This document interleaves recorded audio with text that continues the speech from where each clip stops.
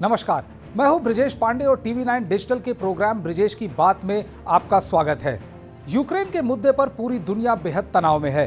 बताया जा रहा है कि 16 फरवरी को रूस यूक्रेन पर आक्रमण कर सकता है, लेकिन अमेरिकी राष्ट्रपति जो बाइडेन का मानना है कि रूस तभी यूक्रेन पर हमला करेगा जब कीव के ऊपर ग्राउंड बर्फ से जम जाए।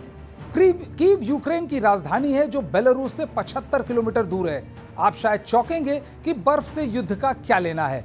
यह पहली बार नहीं है कि बड़े अमेरिकी अधिकारियों ने यह कहा है कि आक्रमण करने के लिए रूस को फ्रोजन ग्राउंड की जरूरत होती है।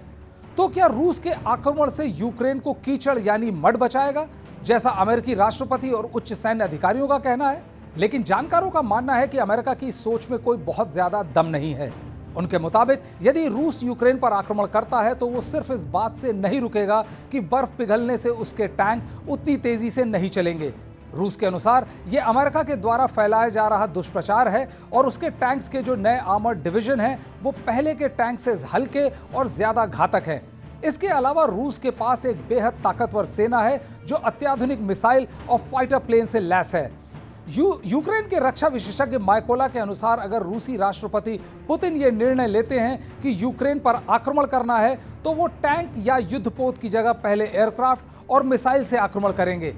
रूस का पहला निशाना होगा यूक्रेन का air defence system, missile defence force, command post और क्रिटिकल इंफ्रास्ट्रक्चर। इन चीजों को जब रूसी मिसाइल और एयरक्राफ्ट तबाह कर देंगे तब आसमान पर रूस की एयरफोर्स, जमीन और समंदर में तैनात उनकी फौज को अपर हैंड होगा। कई यूक्रेनियन रक्षा विशेषज्ञों के अनुसार यदि रूस ने जोरदार हमला बोला तो यूक्रेन की एयरफोर्स ज्यादा देर तक टिक नहीं पाएगी।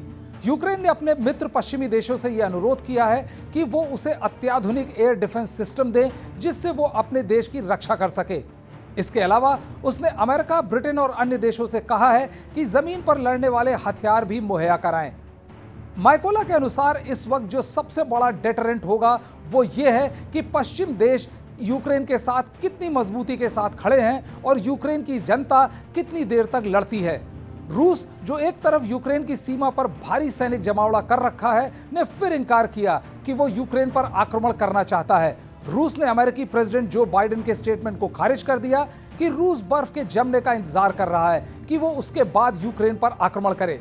यूक्रेन का भी मानना है कि सड़कों का बर्फ से जमना युद्ध के लिए कोई बड़ा मुद्दा नहीं है।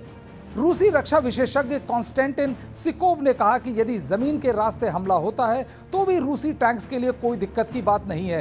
ये टैंक्स अमेरिकी टैंक से काफी हल्के हैं और वो किसी भी मौसम में बखूबी चल सकते हैं।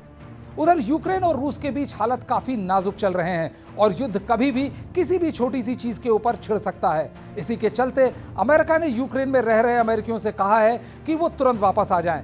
स्थिति की गंभीरता को देखते हुए भारत ने भी अपने छात्रों से कहा है कि जिसको वहां रहना बहुत जरूरी ना हो वो कुछ समय के लिए वहां से हट जाए। ब्रिजेश की बात में आज इतना ही। फिर हाजिर होंगे एक नए मुद्दे के साथ। तब तक देखते रहिए टीवी 9 डिजिटल।